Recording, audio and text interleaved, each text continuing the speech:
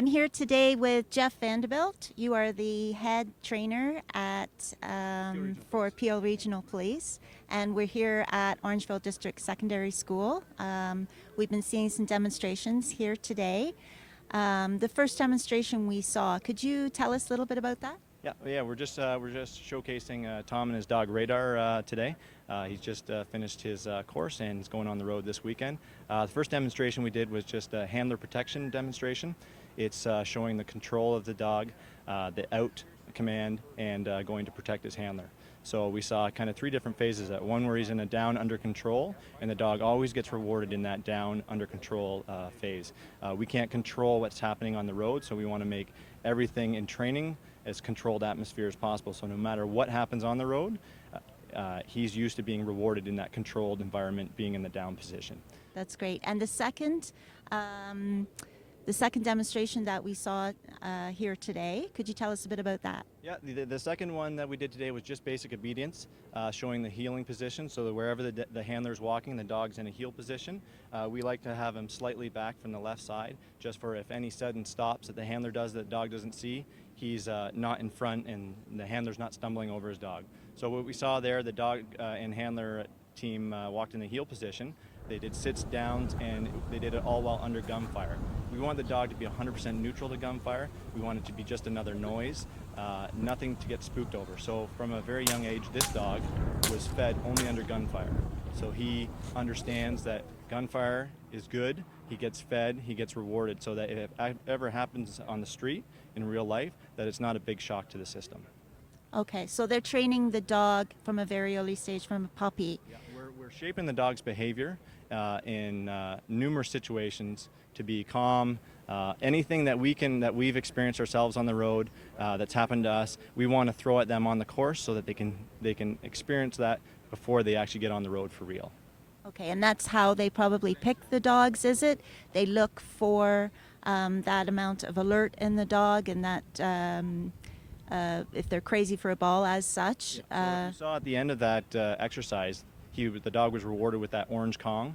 All our dogs are selected for the dog that will chase after that, hunt after that ball for the longest. We don't even care if he finds the ball. It's just a dog that works independently and searches for that Kong.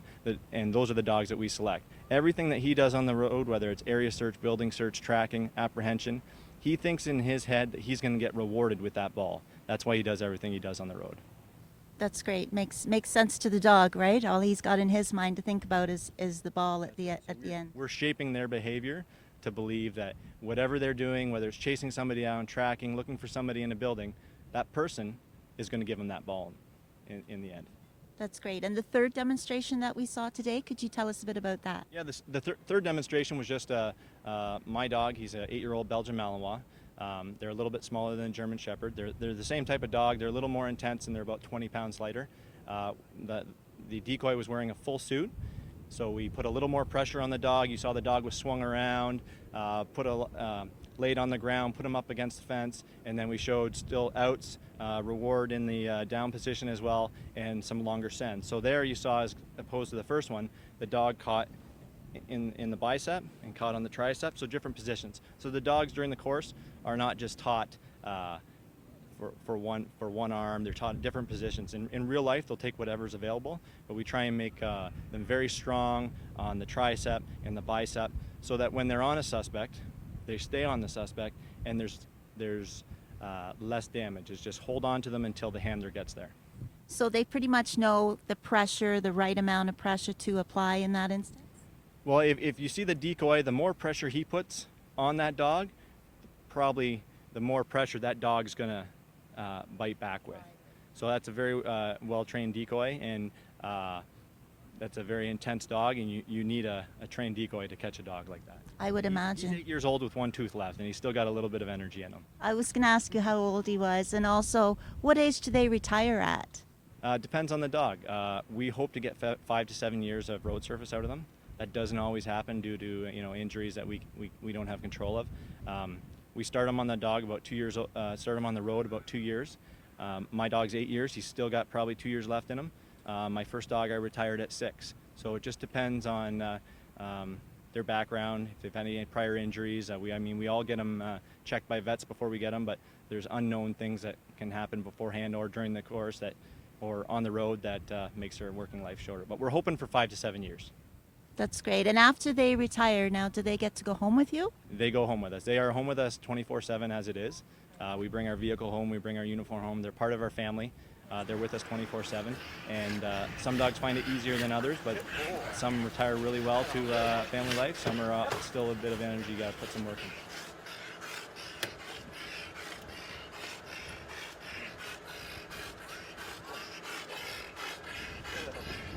Our dog Radar has been involved in 4 months of training.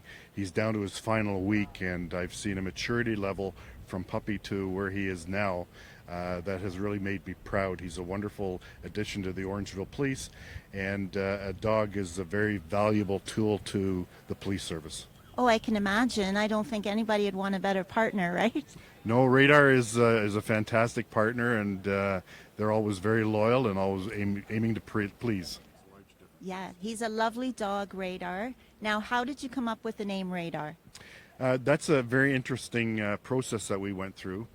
First of all, we sent a request out to the 11 public schools in Orangeville to allow them to come up with a name for the dog. It was Name the Dog contest.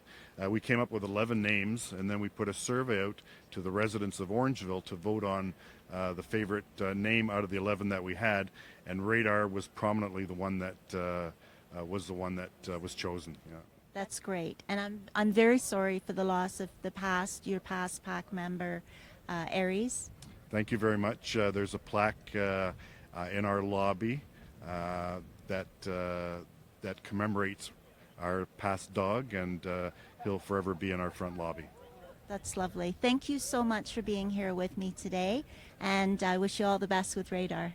Thank you very much. It's a pleasure, and I'm glad you were able to come out.